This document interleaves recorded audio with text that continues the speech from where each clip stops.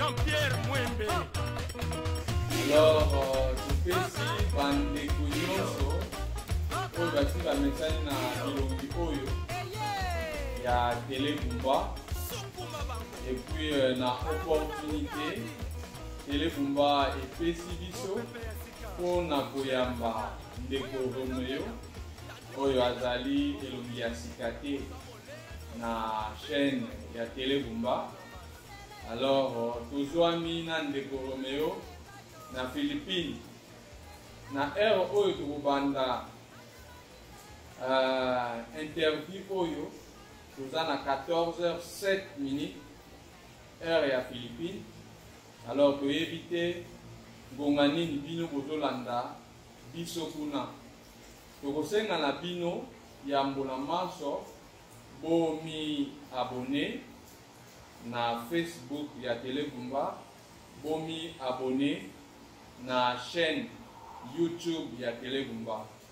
Alors Télé Bumba officiel ezali kopesa biso opportunité pona koteka image ya mboka na biso, image ya Bumba, image ya province na biso, image ya mboka monene. Na yango na koteka image wana tozali na esengo ya koyamba ndeko oyo auti kopase ba séjour ou ba vacances na ye na Bumba, mais azali étudiant awa na Mani, avandaka awa na New Manila na Quezon City. Atangaka awa tokolakisa bino mpe bafoto ya classe na bango etikani batangaka awa toyambami na maison provinciale ya CICM. Alors na ndeko tokolinga toloba muke na vacances na ye ba séjour na ye na mboka. Et puis toza na quelques sujets ayebisa biso ndenge nini lolenge nini ba transport ou bien accès na internet, ndenge nini bato utiliser internet, parce que les autres moni makambo ebele eza na ba réseaux sociaux. Est-ce que les gens baza actifs internet, baza na accès na internet, akosala pe comparaison soki ayebi mwa muke awa na Philippines, peut-être kobandoyoka mwa ba bleu muke ezali mbula ezobeta makasi awa, surtout na époque oyo na Philippines mbula ebetaka. Accès ya internet, accès na mai. Est-ce que bato baza na facilité ya mai ou bien tomelaka kaka ba mai na biso wana toyebi? Et puis na suka, sujet ya suka ezali sur le commerce. Alors tomona bandeko ebele bayebisaka biso ebongaki wana botuna ebobongisa boye bosala boye. Alors toza na Facebook na biso, soki bozali na basuggestion bokoki mpe kokommente na page na biso ya YouTube, botikeli biso bacoordonné na bino, net email, net téléphone, et puis tokolanda bino po totala ndenge nini tokoki koaméliorer. Alors bosalisa mboka na bino po image eleka ya malamu. Na yango tokobanda na ndeko Romeo. Avant to banda mbote ndeko Romeo. Bon après-midi. Good afternoon. Merci beaucoup mbote ndeko Hervé, et puis merci na bayebanso bazali kolanda biso puis balanda biso. Merci.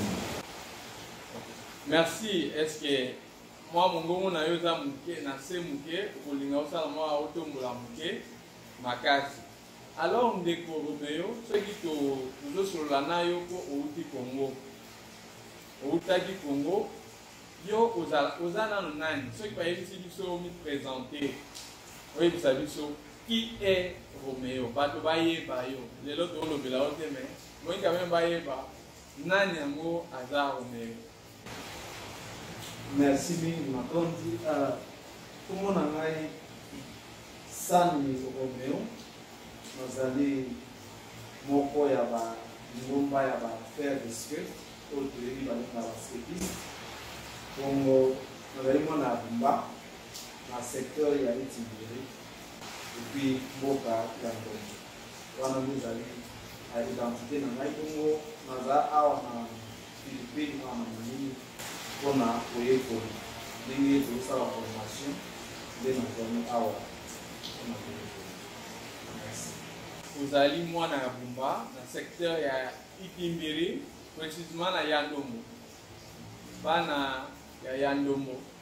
ya itimbili bana ya bumba mobimba topesi bino mpe mbote donc boza représente donc à partir ya Roméo apesi bino mbote toza de cœur na bino partout esika bozali.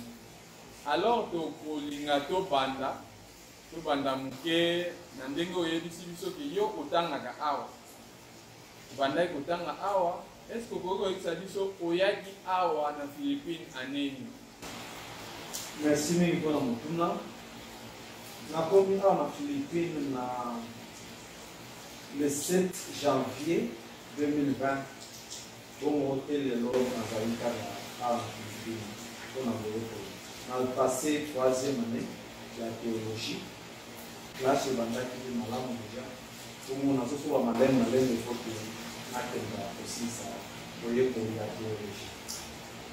le 7 janvier 2020, nde oya na Manila. Ozotanga théologie awa. École na bino kombo na nini? Kuma école na biso eza na anglais. Maryville School of Theology. Oui na ngi MST. Ya ngi ezali esika wapi ezali kotanga. Omoni MST wana pe baloba o maladie ceux qui ni yango wana. Mais on est à Maryville School of Theology. Il y a une place nini ndeko atangaka asalaka théologie na ye awa. Ils appellent classe esika biso totangaki. Alors ndeko tokobanda na sujet ya liboso. Mais avant tobanda na sujet wana olongwaki awa okei bumba ezalaki pour les vacances. Olandaki pe mwa émission moko na télé bumba tosalaki ba ndeko moko ayaki wana na ndeko lingili balakisaki bumba na ba hôtel quelque chose comme ça batebele basepelaki nango. Yo nde lelo koyebisa biso opesa biso ba réalité kuna est-ce que eza la même chose okoki mpe koinvite bato bakende na bumba quelque chose comme ça. Mais oyebisa biso d'abord itinéraire na yo kolongwa awa ezalaki ndenge nini? Bien, tango nazwi ye kokendakenda bumba mpona projet alongwaki awa Manille tokomaki na Qatar na Doha ngi tosalelaki kompani na bango Qatar Airways donc tolongwaki Manille tokomi na Qatar na Doha bongo nsima ya Qatar nde tokendaki na Kenya na Nairobi bongo nsima ya Nairobi na Kenya nde tokendaki Kinshasa nsima ya Kinshasa bongo nde nakomaki bongo na bozongi mpe itinéraire ezalaki kaka Kinshasa, Nairobi, Doha et puis Manille. Wow. Donc au moni bamboka ebele Philippines, Arabie Saoudite, Kenya et puis Congo. Yango wana non? Oh non, Qatar. Oh, je suis désolé. Nairobi, Arabie Saoudite. Qatar et puis Kenya et puis Congo. Na Congo kuna to okenda na mboka mususu po bumba Kinshasa bumba ezana eti bamboka no. Il a vraiment plus de 1000 km, donc bon, c'est une façon de dire. Ok, merci beaucoup. Na copé ça dit sur itinéraire na yo. Mais toute une question na ya itinéraire pour oye bisabiso muke na question en transport. Ndengo kendaki. Expérience na yo ya immigration. Tango koti awa. Immigration na Philippines. Immigration na Qatar, immigration na Kenya, immigration na Kinshasa, immigration Kinshasa Bumba.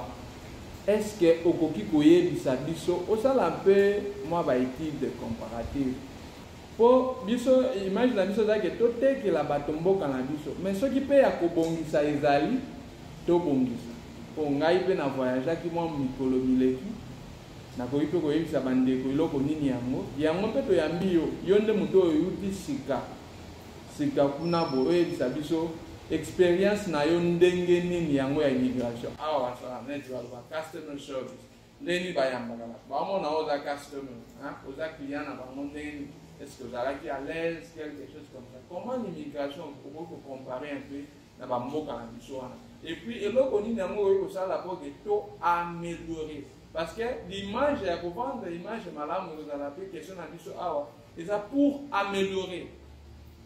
Je pense que c'est ça le sens de cette question-là, il y a l'immigration. Maintenant, l'immigration, neti awa biso tozali ba étranger, bongo sengangaki, on a voyagé za mikande belé sengelo lengela. Et puis ndenge tozala na période ya COVID-19, oyo senga siko mikanda ile. Kasi na expérience ngai awa na Philippines. Avant que nalongwa, en tout cas, si vous avez mikanda nyonso baseli pour que vous voyagez, mikanda nyonso si vous avez pour les cas vraiment facilement. Donc, bako tracasser tracasserie exacte pour na bato oyo ba remplir la condition pour na voyager. Donc, ngai grâce à Dieu, nous avons na document nyonso bien, isalemaki. Yango saki que nous avons na bonne expérience ya immigration awa na Philippines. Et puis ba frais ya aéroport ndenge tofutaka même na Corée tofutaka awa vraiment eza trop cher, hein, et ata ozo voyager na étranger mais eza trop cher. Donc eza na prix moko abordable, et puis service d'accueil ndenge bazo traiter yo ezaki penza kitoko makasi. Na Qatar, nous avons ba résidents, nous avons ba transitaires, donc c'est ça qui peut malade parce que nous avons déjà nous avons na ba papier na biso et to komaki na Kenya pe immigration ça qui to reposer. Na c'est que ba pays d'Afrique ba bandi pe déjà non pas commis déjà musika na makabutali traitement ba passagers ndenge nini ya ko approcher bango façon ya kusona na bango. Tout na bituna baza vraiment bien organisé, et puis même la service na bango on a pour le renseignement bien na aéroport nous sommes très bien organisé na Kenya. Na Kenya il y a un peu ça m'a kaka compagnie des arcs na mon groupe donc ça dit tout ça mon komimba na Nairobi. Kasi du côté immigration en tout cas les gars ils malades. Donc comment na Kinshasa. En tout cas, on a des expériences côté international. Côté international, nous avons appris qu'au moins, bateau y a immigration, nous avons la conscience que côté na bango, bateau azote bamboka ici comme ici. Bateau azote bamboka abayaka bazoya, bateau kutana ba immigration, baza conscient nango. C'est comme ça que même la immigration na Congo, na Kinshasa, ça casse les côté international. Donc les cas qui facilement nous sommes les gars qui immigration. Ok. Na tracasserie ezalité na côté international. Cela veut dire que depuis nous bateaux boutaki bamboka bapaya boye bokoti na Kinshasa pas de problème. Mais sikoyo kolongwa Kinshasa okebu ezalité. Kolongwa Kinshasa wana kana na kuma na Bumba. Déjà au senti que aux ana kati ya mboka aux ana kati ya pays na yo déjà moi ba tracasserie mike ezali soit faut tambongo boye ba scotcher sac na yo faut tambongo boye soke ou like ça toi like si ngana nyonso peut-être penser na yo moi ndenge to ba na biso mbongo ya mai parce que nazo comprendre réalité wana, mais en tout cas, à niveau national, domestique, quand même, peut-être avoir au voyager pour m'attendre même 500 francs ou bien 1000 francs euros. Mais en tout cas, côté international, commentaires, qui donc, tracasserie, zali mingi na place ya local, domestique.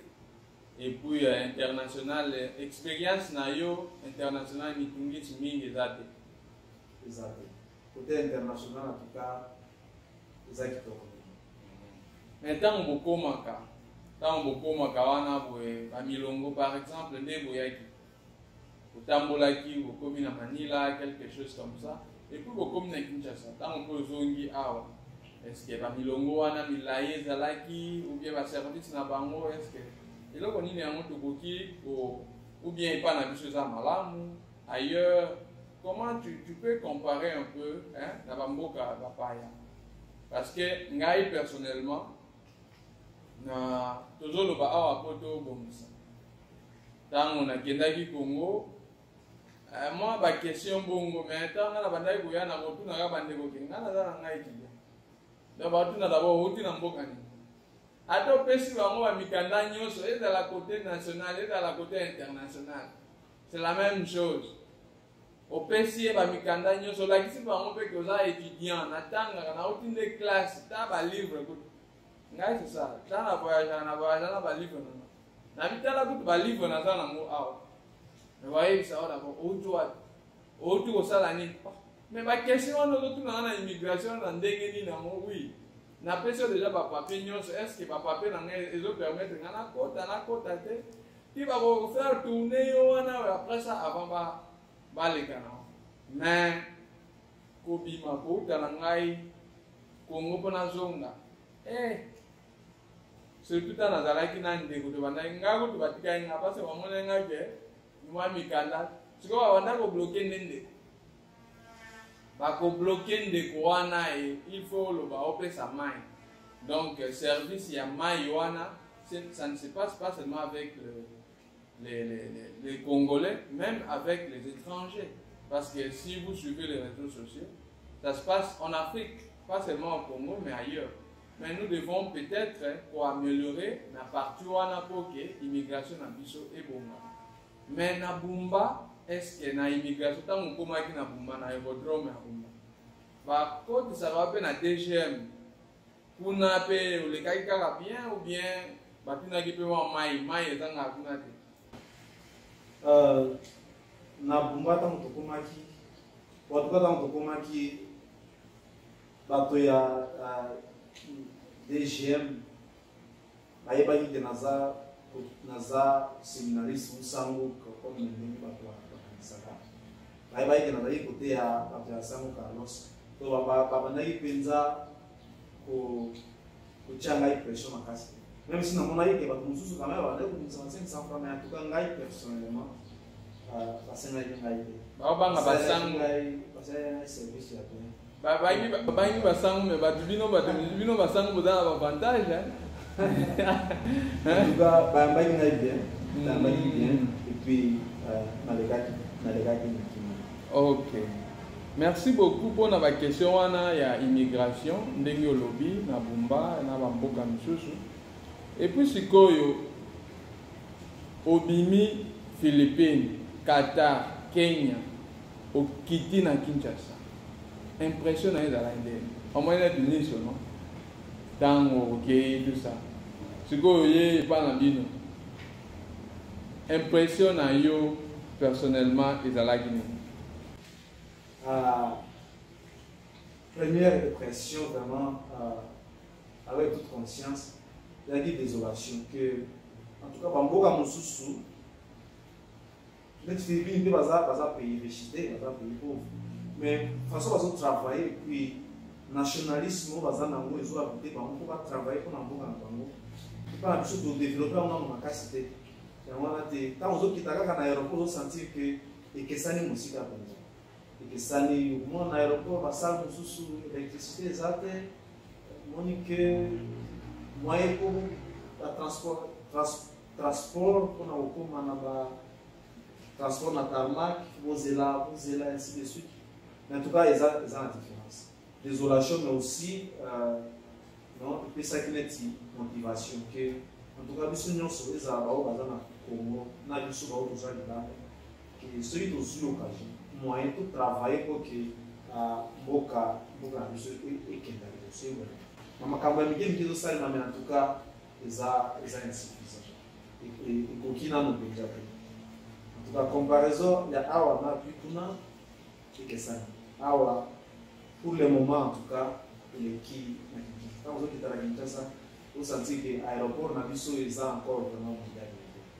Donc même aéroport na biso sike totravaille susu mpona yango moderniser yango par rapport na aéroport na Mais oyebi dernièrement tant na Philippines ah maman moko atuninga na aéroport papa ozoki mboka ni na bi na okende na Manila na Philippines ali ah bino yo lukino ba mboka nyonso tu oye donc na ngana bi na okende classe na tanga kuna donc même awa pona yo cela veut dire que les Philippines est quand même un peu organisé, développé, que mboka na biso. Donc, tokosenga que tu travailles par exemple, parce que tokolo bate que corruption ou bien ni nezali awa. Mais babiloko batia kawana quand même bambongo bazala parce que tout le monde qui wana que non bato babanda batonga pe ni gare wana ya nini. Mais tu éviter place ni mbongo ya mope kende. Donc, tokosenga quand même que tu banda muke un pas et puis deux pas pour que lobby makambo par exemple ndenge olongwaki na Congo na 2020 ntango oyo kozonga omoni changement. C'est la même chose je pense nayebi te soki otalaki yango expérience soki obimi Philippines même après 2 mois ntango kozonga même ndenge olobi eza pays pauvre ntango kozonga komona mwa place wana babongisi mwa esika boye babongisi mwa nzela ezalaki boye alors so otali nzela mopenga mosusu mpe ebebaki na ndenge moko ya mabe te babongisi. Donc ekosenga na biso tobongisa muke po ke mboka na biso to attirer pe bato libanda baya. C'est la raison pour laquelle toyambi pe ndeko po abetela biso masolo oyo. OK? Tango sikoyo okite okomi na Kinshasa olobi wana na infrastructure na aéroport bayambi donc oyambami vraiment. Donc tout ça un peu si il faut dire tout ça la même casse. Surtout le transport. Le transport, le moyen de transport dans Kinshasa. Le transport public. C'est facile tant que ou bien on peut bozali bateau pour étranger, bozana na bami tout kana bino balamoko mais observation na dans la Guinée sur le transport public ou bien le transport ya particulier ndenge. Bon, na Congo, précisément na Kinshasa, nous avons une sorte de transport. Nous avons la bus, nous avons la taxi, et puis nous avons la moto, nous avons la wewa. Transport na Kinshasa, le moyen de transport est allé. Mais il est insuffisant parce que la population va venir au coma et élever ma place. Dans Kinshasa, ils ont déjà plus de 11 millions d'habitants.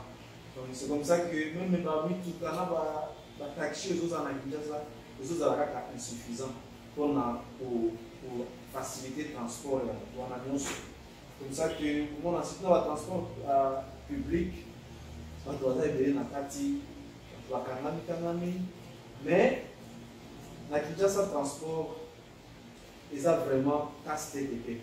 Même si pour le moment, il va être beaucoup moins cher. Mais Kinshasa, nous avons un point où sur le quai, où on trouve facilement le transport. Pour la Victoire, la Compondaba, Sainte-Thérèse, Mandjili, nous avons un centre où sur le commis, on peut trouver le transport facilement. Mais, nous avons un ça avec comparaison.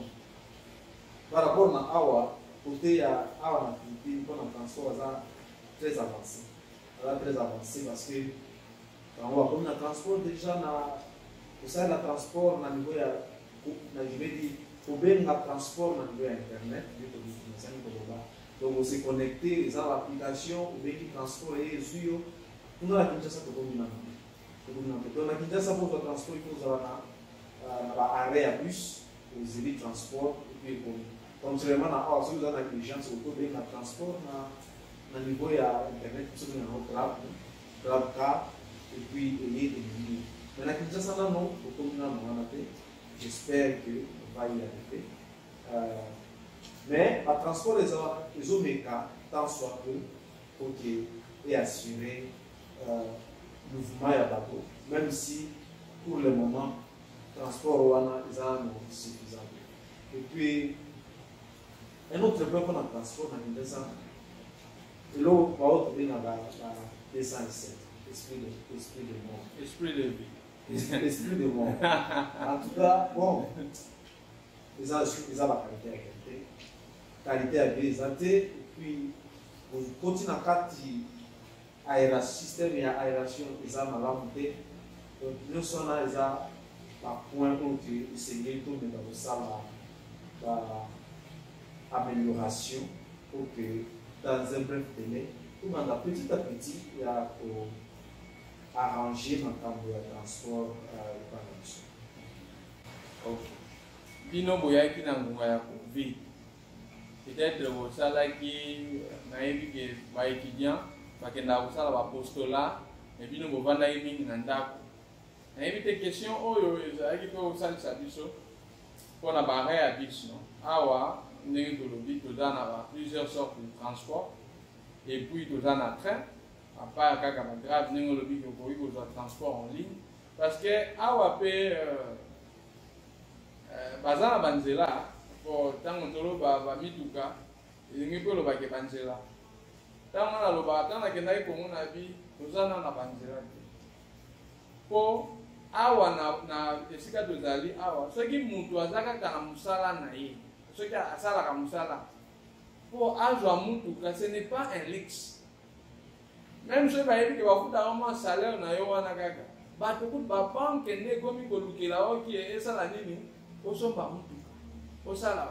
ce n'est pas un luxe. Alors, vous avez tellement ébélé dans le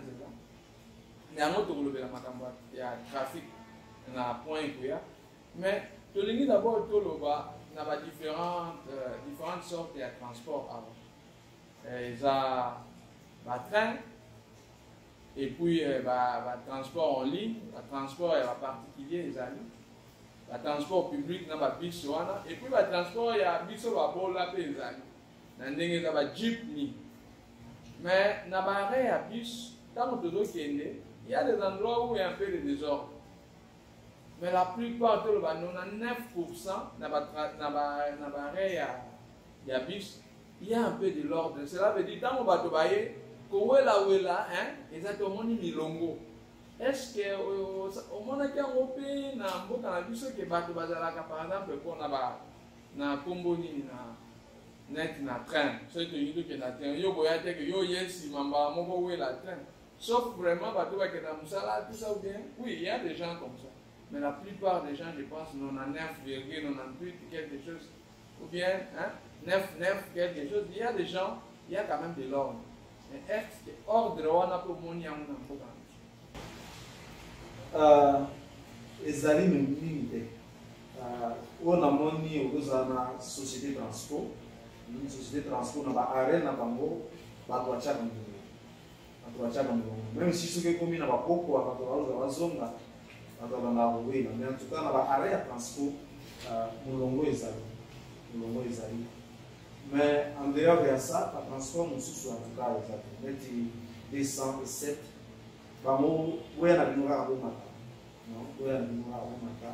Mais quand même le transport, en ligne, ça c'est déjà encouragé. Mais le transport nous sous bon, il y a moto, une personne. Donc, on va avoir un problème de casse. Mais en tout cas, on a un transport, oui.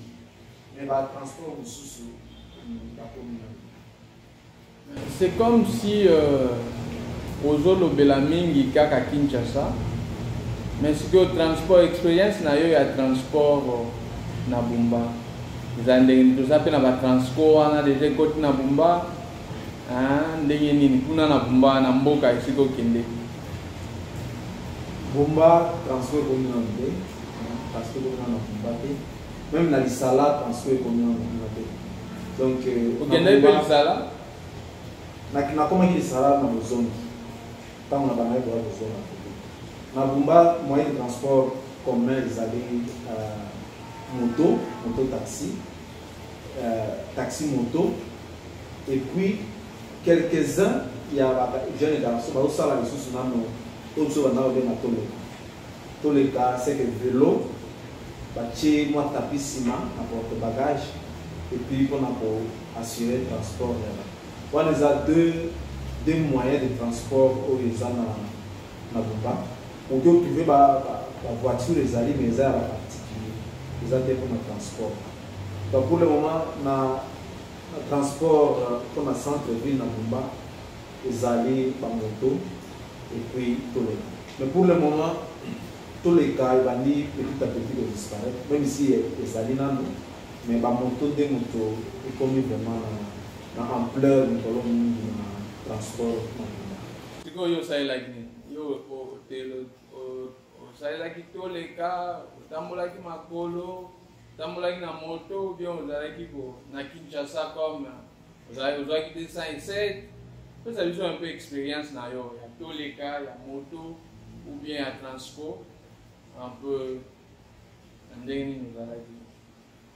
bon, what is that experience like you just something you na la moto, on a la transport ya moto.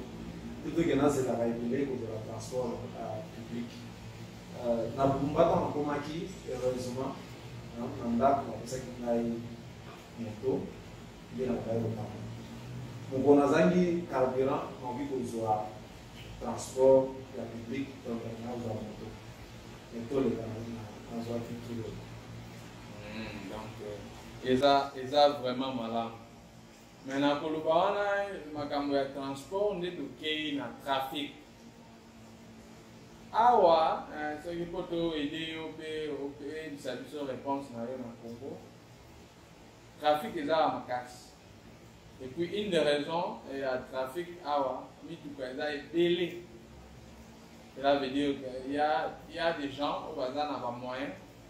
Parce qu'il y a des code. Cela veut dire que parce qu'on a vu ceux qui 6 ou 06, ils ont mardi, na jeudi.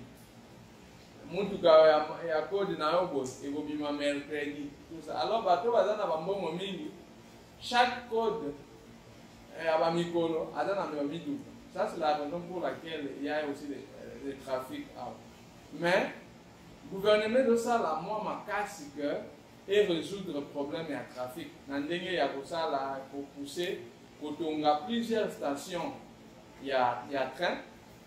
Ça c'est parmi la condition que quand on a la route, ah on va dire là il y a tellement de belles temps là que na Congo na vie, tout ça dans la Philippines ils ont pays riche, mais si on a comparé ce qu'il y a dans d'autres dans la Banzela, cela veut dire que les gars place moi comme aux en a pas possibilité à vous quitter et belle.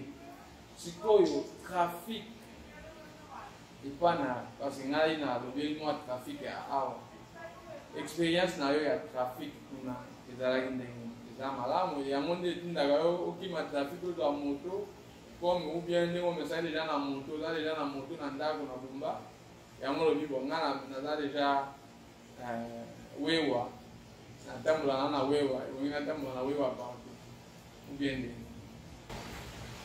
na ndenge olobi eza so problème ya embouteillage trafic eza lui na raison bato ebele bazopréféré kozwa na moto na Congo trafic eza embouteillage ezali makasi nayebi te soki eza parce que mitu eza ebele mais je pense que la première raison ya embouteillage na Kinshasa eza manque ya organisation na niveau ya police de circulation routière bayebi bazoyeba vraiment bien te ndenge nini ya kokanalize bamituka po bieleka puis okuta bashofeur mosusu baza betui bazala koluka bato ya polise wana te ezotia kobulu makasi. C'est comme ça que na Kinshasa la plupart du temps soki omoni embouteillage eza makasi soki opusani liboso otala place ya embouteillage wana ebandi peut-être omona te sa site moko atelemi wana kozwaka donc bato nyonso nsima kozela yango eza parmi l'une des raisons. Et puis raison mosusu mpona batrafic wana esaki na Kinshasa ville na centre ville ya Kinshasa banzela eza ebele kaka banzela oyo eyebaniki bato balekaka kaka wana nyonso ezoleka wana bato ya mituka bazoleka moto bazoleka bato ya makolo bazoleka meme bato ya pusupusu bambarke bamekaki bazobima biloko na bacouscous bazolekaka nzela wana sikomisa kozomona ke embouteillage ezozala makasi soki ke epa na biso tokomi mpe na baroute na banzela neti awa na philippine na banini eofacilité vraiment makasi toza na baroute secondaire eza ebele soit ezali mais eza na bon état te mitutula mitukolokina wana donc yango wana osalaki na congo en tout cas embouteillage ekomi ezali ebele alors soki olingi obima oza na rendez-vous faut prévoir quand même que obima na une heure avant comme ça on prévenir. Ok. Donc nayoki ezali un peu organisation à niveau ya bateau baza na trafic et puis na ba route quelque chose comme ça na bateau ba transporteur hein bateau bazo conduire ba chauffeur. Ngai pe namonaka ba raison ebele parce que dernièrement dans nazalaki na Kinshasa ndeko moko apesinga mutuka na ye natambusa nadi nakoka te mpona koya kotuka parce que mutu moko akoya kokanga frein ou bien bato moko na bambouteillage boye ou bien mutu moko azoya katisa boye boyebi te estce eza tour na biso ya kokende tala biso toyekoli bamituka awa na bamboka oyo quand même quand il y a des babiloko ya traffic light il faut kolanda banini et puis oyebi te ke tour na bino omaneti na barond-point na wileri wana rond-point ezala wana oyebi ke wana ebangisaka tokendeki wana ndeko moko me epesaki mpasi donc ekosenga mwa baorganisation na baplace tozali mais je pense pas qu'il y avait le trafic na Bumba esika ozalaki kuna toza na histoire ya trafic na Bumba te batrafic ya moto na batrafic ya toleka eza te amaka na Bumba bon olongwe na même 10 minutes avant ok malamu sikoyo tokomi na bacondition ya route est-ce que bato basalisaka par exemple awa esika bino movandi surtout na New Manila awa omonaka même temps mokenda classe bato na ntongo bakombaka mais pa na biso na babumba wana boye avant tokende classe biso tokanda okomba mpe libanda epa na bino mais awa il y a des gens quand même payés oyo bakombaka quelque chose comme ça et puis il y a des poubelles publiques par-ci par-là il y a des camions oyo il y a l'état oya po ya kozwa bapoubelle na bino est-ce que les gens epa na biso babwakaka biloko wana na bapoubelle l'utilisation ya bapoubelle est-ce que comment epa na baroute na biso bakombaka ngo parce que tokaki kin bopeto est-ce que opération wana ezosalisama mpe epuis na Bumba kuna est-ce que basalongo ntango mosusu tozalaki bana mike tosalaka basalongo nayebi te est-ce que osi oyoka mpe makanisi wana basalongo na Bumba ou bien wapi ezosalisama mpo ya kotia mpe mwa molongo na banzela quelque chose. Bon, en tout cas mpona na suka mpona makambo ya salongo neti na Bumba normalement na Bumba chaque samedi la salon. C'est comme ça que na Bumba samedi par magasin par boutique pour rentrer dans retard parce que normalement na tombe qui va pouvoir qui na salon. Mais en tout cas je sais pas ce qu'on va faire. Les commerçants peut-être va respecter la qui va ouvrir là et puis na ma retard. Il va kenda wapi pour na ça salon na nous. Wana en tout cas on a une expérience na moto. Kona ukomba kuzo ya lupango habitude na Bumba ezali na kona bato bayebaki bayebi valeur nango jusqu'à présent bato bazali liboso ya lupango bazobongisa bazokomba epuis po atia nzela liboso ya lupango na ye kitoko na Kinshasa na baartere na banzela ya minene batravailleur bazali kokokana kombola même si bazala comme ça na se ya moi kasi bazali nde na baaveni nyonso te eza vraiment na banzela ya baminene baboulevard wana nde basalaka mpona bamutuka oyo ebanda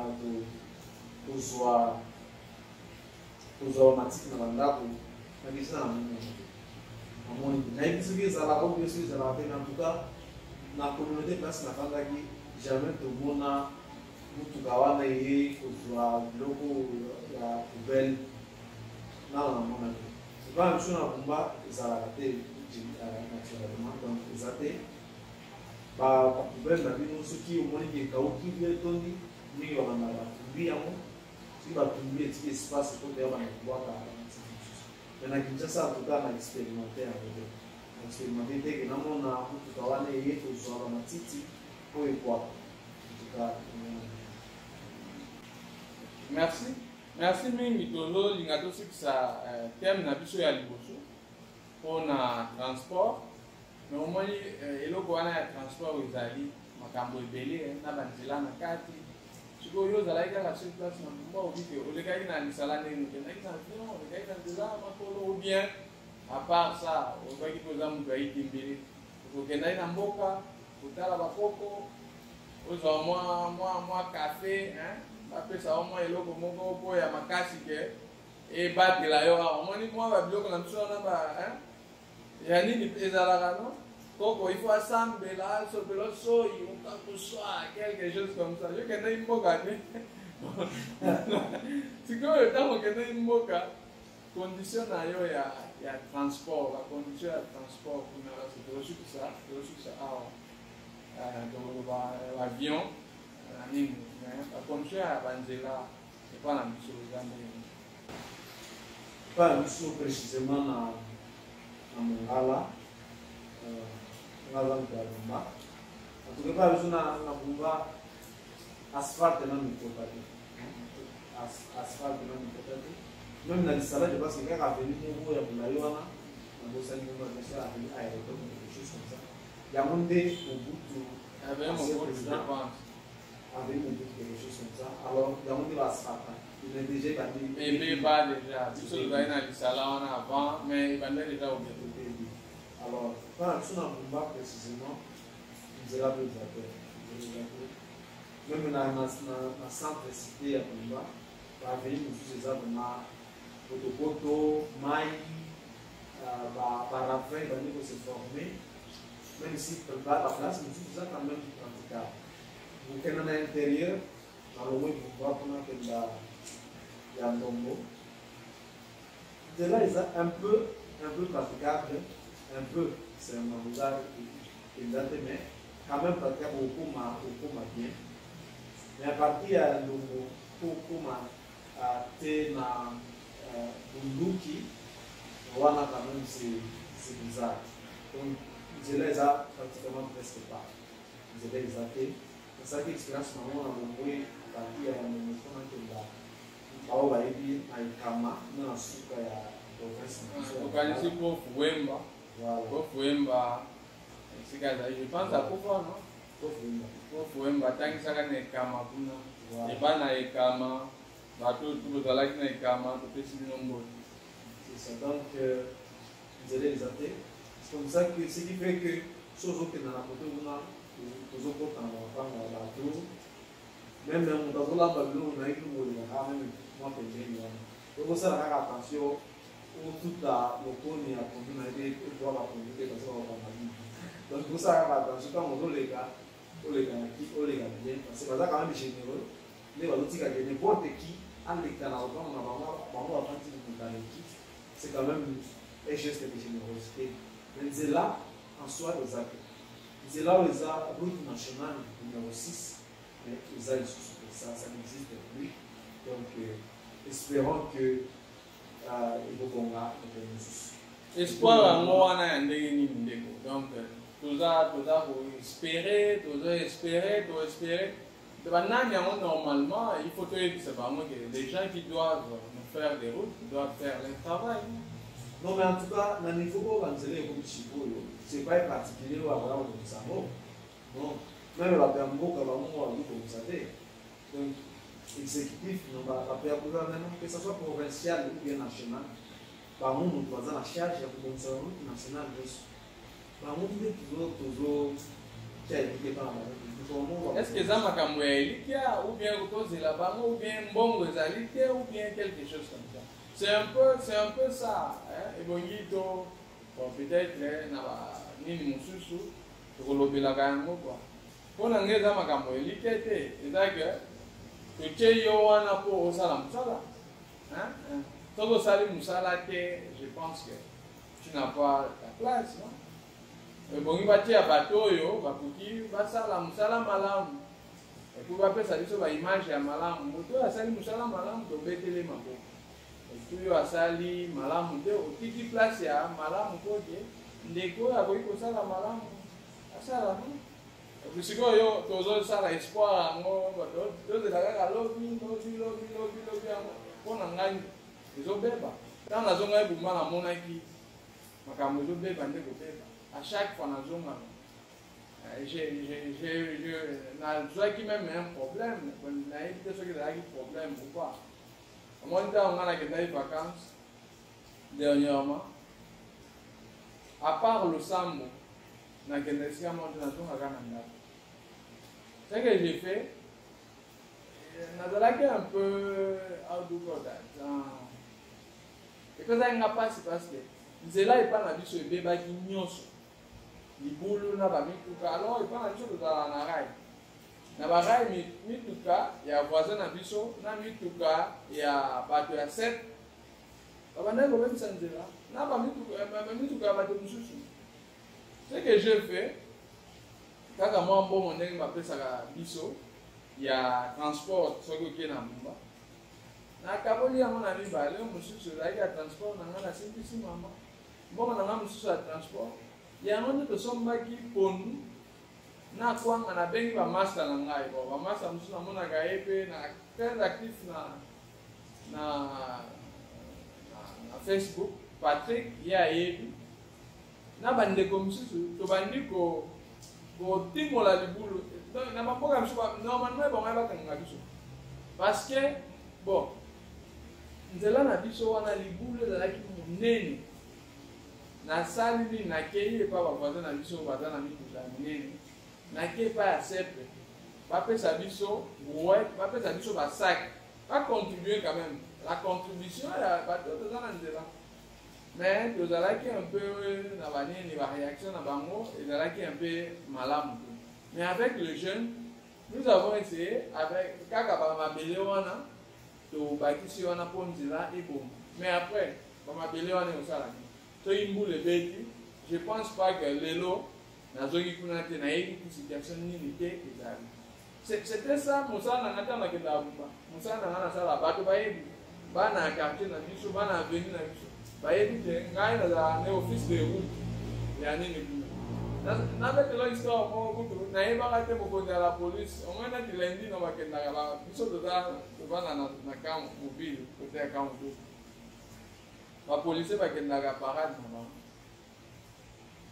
jour moto parce que nde tobongisa nzela tokangi nzela apart kwanga na biso na pondu na biso nde tosombaka toluka mpe bato mpe baleka na nzela wana bapesa mpe biso quelque chose non mais normalement on ne peut pas faire ça tokanga nzela sikoyo toyota moko ya motuka mokonzi ya la police awaya parade biso toyebaki bamasta wana nde baosa bango bayebi ta bamoni bakimi babangi nde nga nakei nalakisi carte na nga d'étudiant nalakisi qui je suis nayebisi ye situation ayebisanga abi osala mosala malamu botuna bato bakoya nsima bapesa bino mbongo.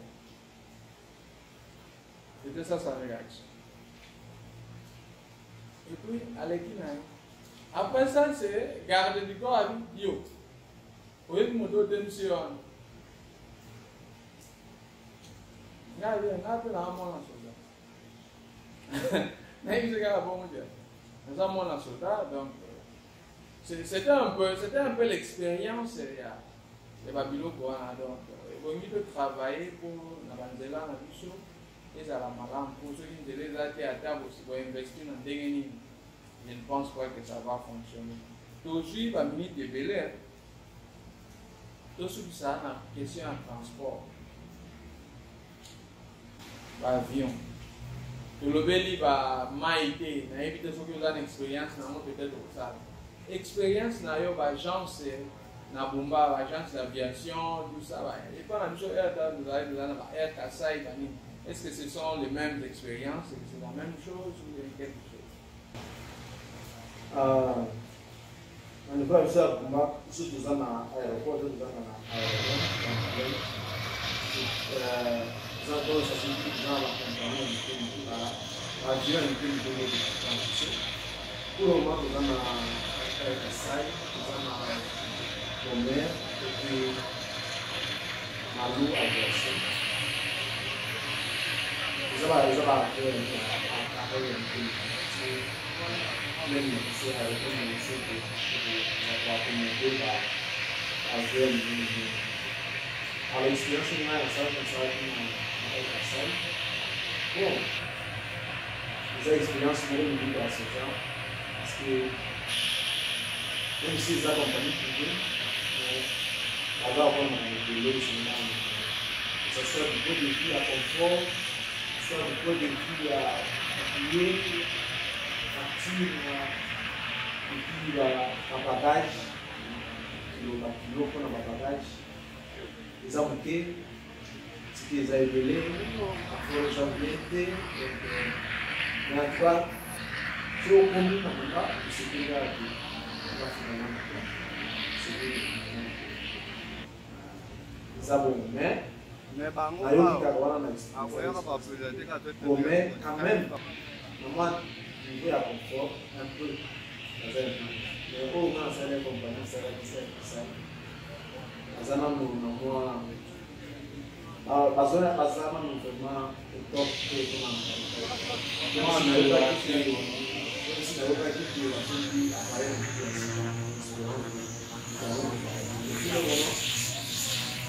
c'est au commun c'est ça c'est pas bon le golo mantelo va na éviter ce genre exécuter des transport mais est-ce que vous avez une expérience à transport, par exemple, par exemple un avion, quelque chose, à part ça, un bateau, est-ce que vous avez une expérience à Mboka autour de transport? Non, à Philippines. Bon, à part avion, ils ont la bus, la train. Donc, dans le mois par exemple, à Philippines, ou dans la province, on n'a pas avion. Ils ont musique, ils ont avec le bus. Ils là, ils allaient et puis ils ont bien confortable dans le bus. Donc, il n'y a pas de problème. Maintenant, bon, parce que, par exemple, Awa, on ne peut pas voyager, on ne peut pas il y a des gens qui restent, par exemple, dans la province. Parfois, les samedis à voyager, et puis, dimanche, la boucle, à Zombi, ailleurs, on ne parce que transport na bango, même en termes il y a moyens à Bofuta, ils sont pas très élevés. Dans la promotion, parfois, et Kitaka, même au Bofuta, on a 200 pesos, parfois 300, 500, ça dépend de ce que vous avez à Makassi. Il y a un peu toujours ça là, à part le transport et l'aviation, on a les alipés, la Massoua, tout ça, tu dois aborder vraiment toujours le temps et payer ma transport. Et là, comme moi, na bana sur la de comme moi, là, il y a une salle où il y a une bomba. Alors, il y a une salle où ma avion et van si ba moi na salle. Et puis, ce qu'il y a tout le monde, ce que pour van si soit pour la nuit. Oh non, tu as dit si nous avons avion exact. Ce que avion exact pour quelle raison? Il y a un mais papa, parce que tu sais qu'avion exact, il y a donc, les gens, qui peut voyager, vous commencez dans le salaire avant avion les et puis vous ne pouvez même pas vous justifier que pour telle raison, peut-être un problème, panne technique ou bien quelque chose comme ça. Les gens ne se justifient pas et puis bazar un peu, they don't care. Donc, on m'a dit, les clients là un peu roi. Il y a un client, quelque chose comme ça. Et puis il y a des transports. Les transports là, par exemple, quand on a voyagé, on va au Kenya. Vous avez vu les Faustin, à la Sigo, dans Cebu, parce que les Faustin, là, donc on va dans ça, là, moi, Nicolopé, dans l'île. Au Kenya, dans la maille, donc, ce qu'on lingi, les gens ont bon, dans la maille, au monde, la maille, au Milake, bateau, les alinettes, bateau, les canalisations, les alinettes. Avion ezali et oui ok mais on peut bon tout ça là parce que là on peut investir c'est justement là-bas pour te permettre les bateaux ça la circulation bon métambola quelque chose. C'est justement les moyens de transport. Et bon, tout bon, ça va là. Tout bon, ça niveau il y a trafic dans le biso. Tout bon, ça va comme mêler quoi.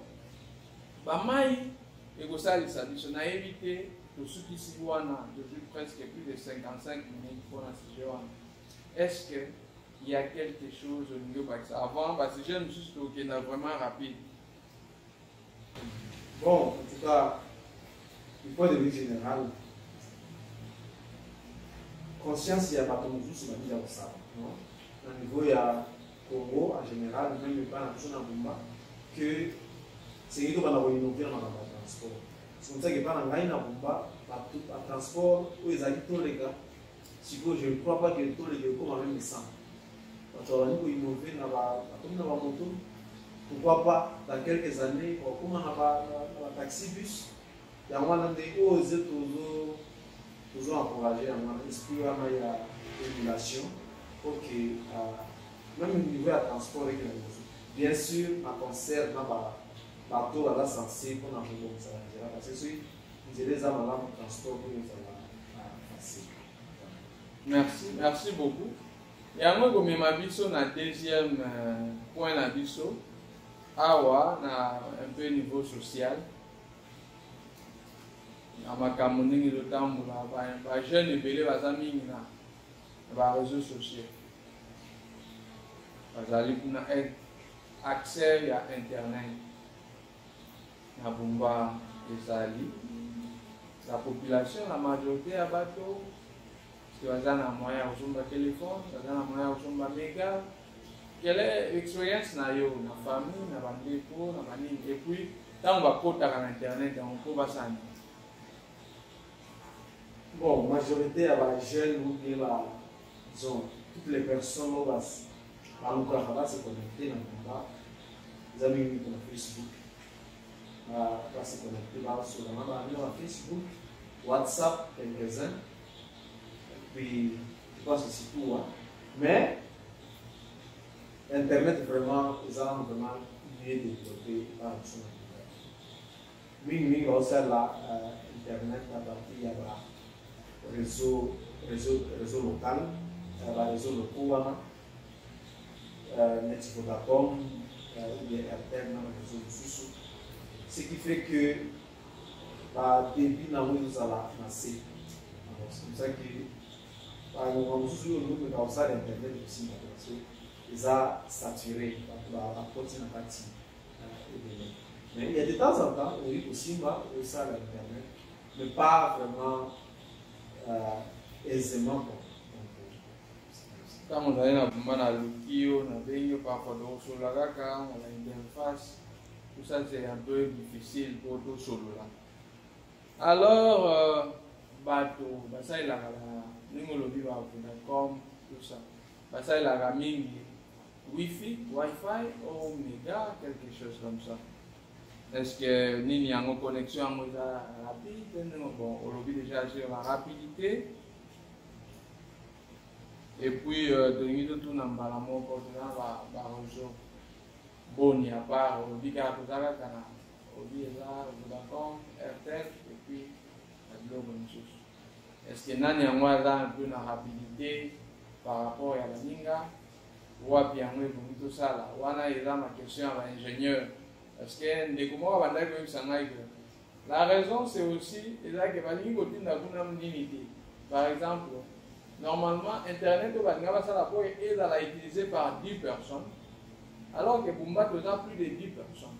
Alors, si tout le monde est connecté, quand normalement, on va passer Internet pour 10 personnes, et si vous êtes 100 ou 1000 personnes qui utilisent cet Internet, vous voyez ce que ça pourrait faire.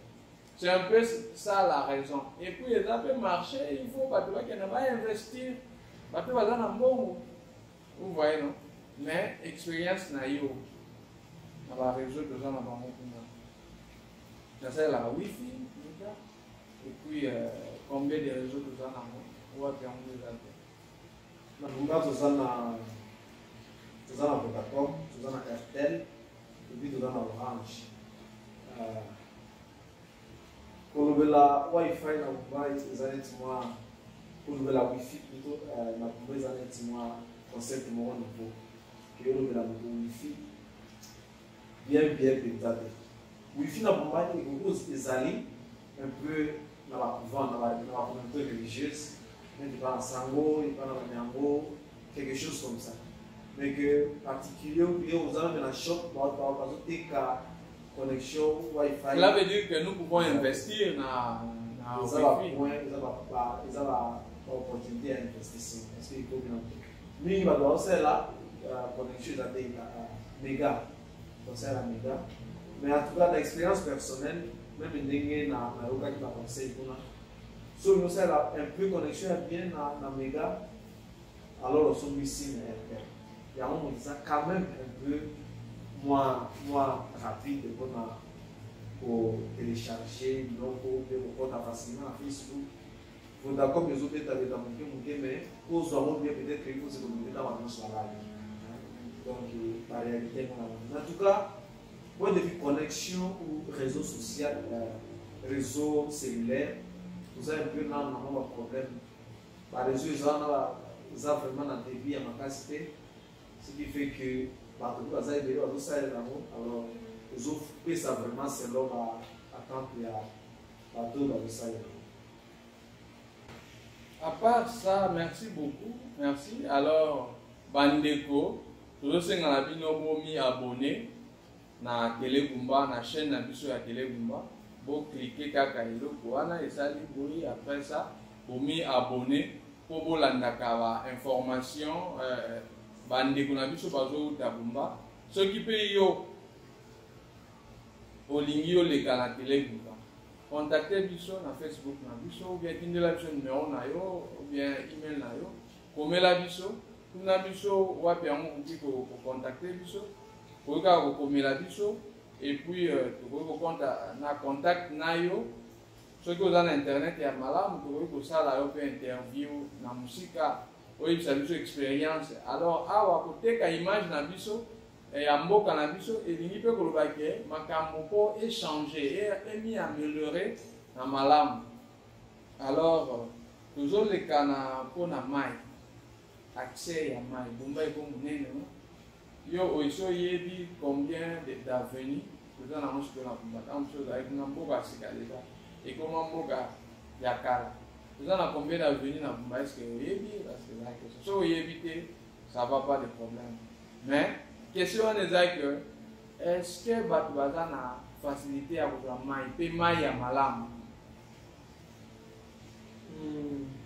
eau potable en tant que soi non non régie des eaux ezali na combat mais je pense que baza na problème ya financement faut quand même financer bango po ke basala mosala bango bazotina mai ici et là mais ekoki kocouvrir espace ya combat. En dehors, il y a la régie des eaux, nous avons quelques particuliers, bana bumba, où baza ba homme d'affaires, ba investir na mai. Donc baza na ba forage na bango, bazo pomper mai et bazo traiter yango pour que batekela. Alors en dehors wana, en tout cas la plupart mai ya musukola, musukola bilamba.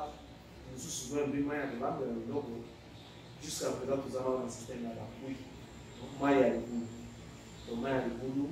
Et bien, dans ma famille, il y a un peu il y a un peu de papa, tout ça, il y a mini. Peut-être que quand on est là, la poisson va dans la particulier, ou bien la poisson va dans la pompe et la régie des eaux. En tout cas, la majorité, on a ma cabouille d'aller à ménage, maïs, ou à maïs. Alors, bazala pembeni ya ba rivière neti mulua puis bazala côté ya fleuve pour tout ça la fleuve ou bien on va sur la lamba sur la malemba ainsi de suite mais mayo to bina ka maya ko na no penza petit donc ningo bana ko ba opportunité d'investissement on a beaucoup d'opportunités d'investissement donc opportunité d'investissement ezali na ba domaine nyonso tout na bomba.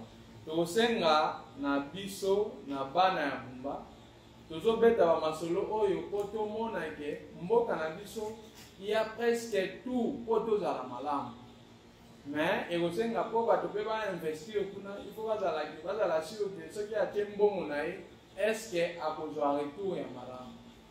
Bana ya Bumba esika bozali bino mpe bongi boya mpo boyamba bandeko na bino bakouta libanda parce que tosengi mpo ke moto akoinvestir ebongi mpe na accès ya nini ya sécurité. Omoni awa mai tokoki koteka yango par exemple pi na baheure moko tardive, mais soki bato moko ya mabe baye wana sécurité ezali te quelque chose comme ça ekobenga bato oyo basengeli batia ya sécurité basali sécurité et puis investissement par exemple pour na traitement ya mai ebongi tosala mai par exemple toza na batiyo te régie des eaux ozoloba régie des eaux wana eza place moko bato moko bakendaka kotoka mai kuna quelque chose. Mais ce n'est pas que non, bato baza na pompe na bandako, je ne pense pas que ekoti nano. Donc c'est quand même une opportunité à part l'électricité et d'autres. Il faut que kende mbangu. Et puis eloko ya suka tolobeli eau potable. Question ya suka ezali kaka ndenge olobi mpona opportunité d'affaires. Na domaine nini yango ozomona ke bato bakoki koinvestir par exemple, ou bien na ba domaine nyonso tour ya baffaire wana wapi yango nde ezodomine na Bumba. Par exemple so totie par exemple commerce en général ndenge basalaka bacommerçant bakendaka quelque chose comme ça tokoki kotia neti na batransport baagriculture bato nde basalaka bakotaka bazamba bao basala nini domaine nini yango eza mpe na top par rapport na baninga misusu.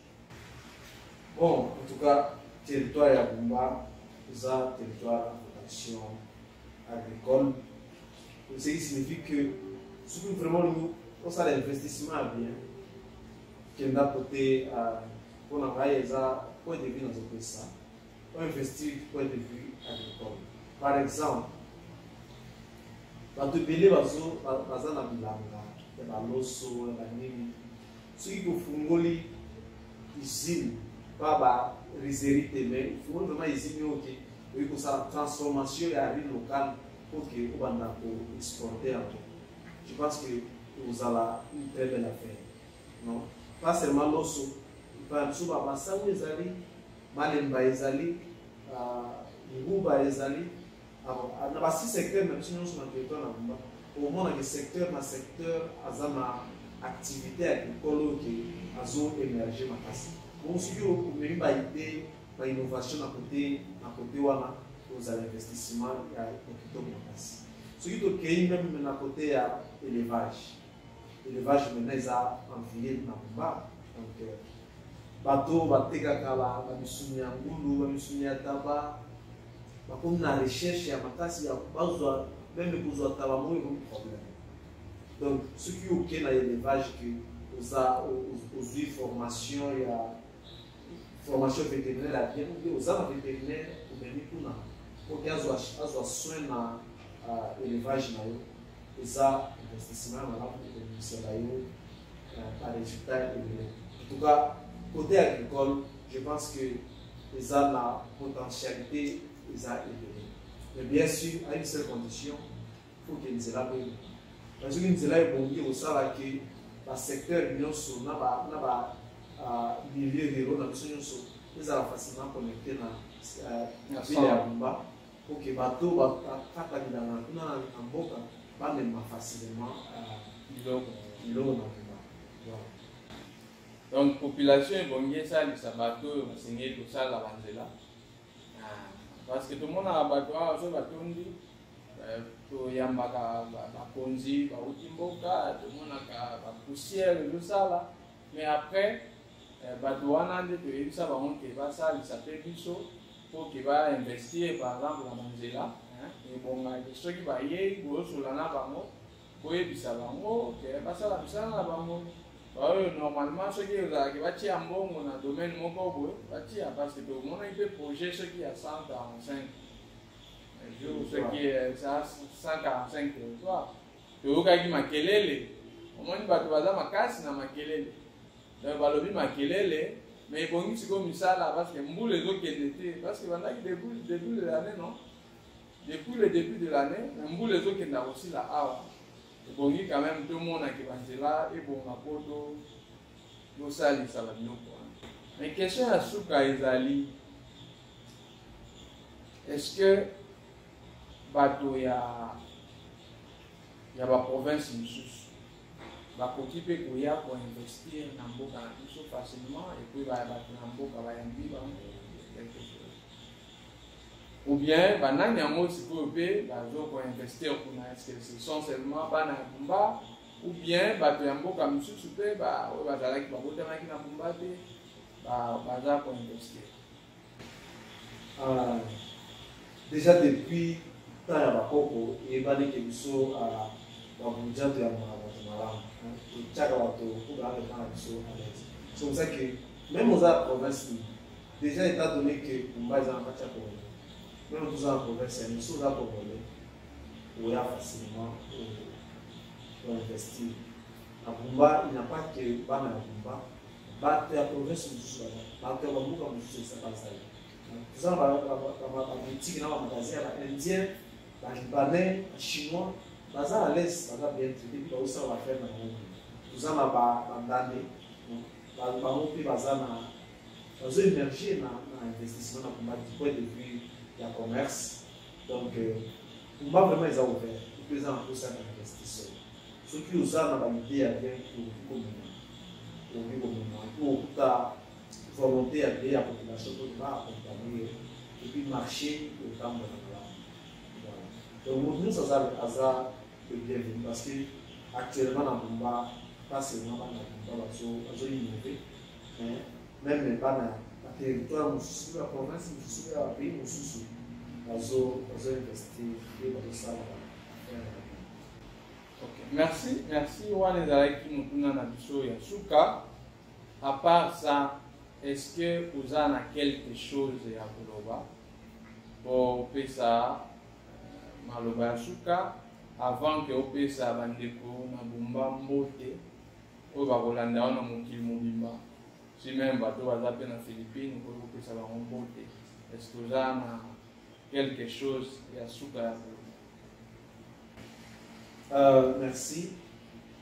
Et là, vous avez déjà encouragement. Na tika qui Bumba ça fait déjà dernière fois dans Bumba en 2019 donc na zone sous Bumba oyo na moni que bato va commis kozwa awareness na ba commis un peu conscient voilà va kozwa conscience wana que en tout cas sécurité tous à la sura na niveau liboso na Bumba ba ndako wana oyo na semi geral otoki na manzanza epi na seche na kontina Dani maintenant bakomi kotonga na malili bana bana komona bona na yo sepela finalement bato bazolinga wana ko encourager même pas oyo baza na diaspora soki oza na bakapite na yo donc tinda kotonga eloko ya image ya mboka na biso okoba kotonga déjà na sepeli parce que même niveau mentalité na kobali échanger déjà bato bakomi eza na mentalité viser vers l'émergence civique. Donc, ceux qui nous travaillent dans le pouvoir, bien sûr, il faut que la ça, tout ce qui est dans le pouvoir, c'est tout ça, pour la pouvoir, les alarmes, tout est dans le pouvoir. C'est bien lui qui est dans la zone de pouvoir, la commune en Lolo, nous sommes la cité à territoire à les autres se développer. En tout cas, quelque chose à encourager. Et puis, invitation pour que nous n'importe qui, aux âmes à moyen, nous avons la possibilité d'investir dans le monde. Comment on a l'eau, ça qui Monseigneur Jean Mbote, on va s'en kuna na bato ba Holanda yo, sabi moi na biso yi de la Mboka, c'est pas mon Mbote partout. Merci beaucoup. Je salue respectueusement son excellence. Nous avons eu l'occasion de Eza nyonso mbote. Bato nyonso bayambaki ngai mongomba partout nakamaki ezalaki basepeli mingi j'espère que nzambe abakoso barasinzoli ya mona mosusu apesi mbote na balangi nyonso ya kolekima akohali moko kopesa bango ke biso nyonso totie maboko place moko mba ya biso kotonga ya nyonso apesi mpe nasepeli mpe mpona invitation naloba na kolekima baloso na loise mpasi ezalaka na direct na kosalaka mpona centenaire ya cathédrale ya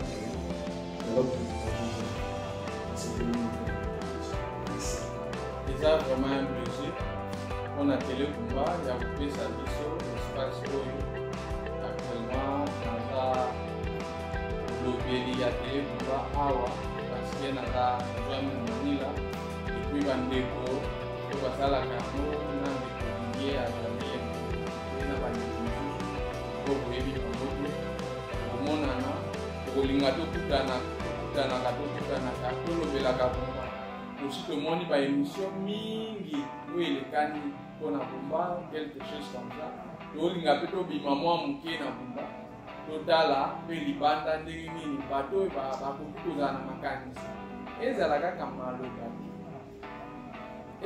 maloba te po koteka image ya mboka na biso kosenga mpe ke misala nini tozosala tozala vraiment très actif et puis productif po ke mboka na biso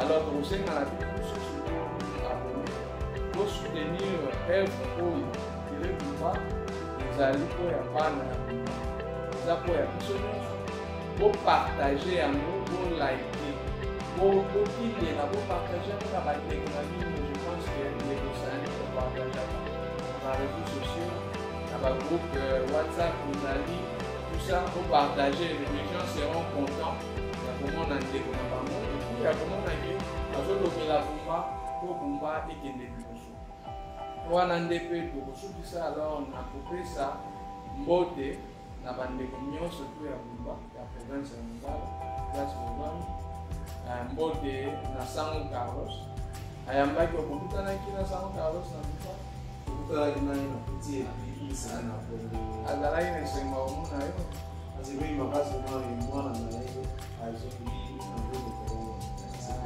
bongo alobaki te kiyebana na santé bien parce que Carlos quand olobenga oui je suis toujours en bonne santé Carlos aza na ye kaka et très lucide. Elle a très lucide. Oui. Okay. Merci beaucoup. Et puis, vous êtes dans la vidéo sur le alors, awa, il y a une communauté à Masango, maison provinciale awa. Nous les obéta, les na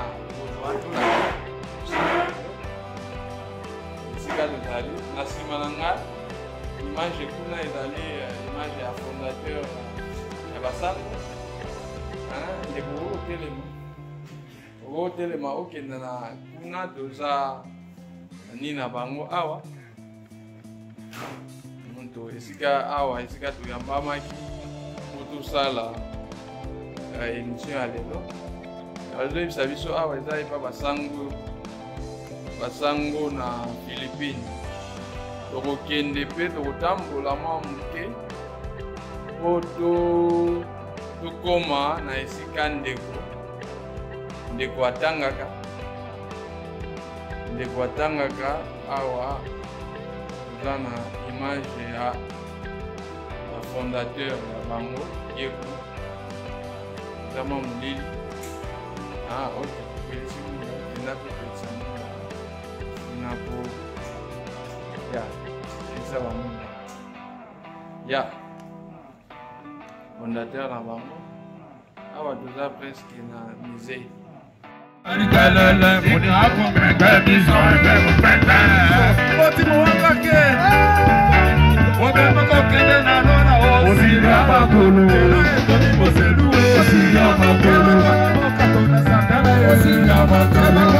Corona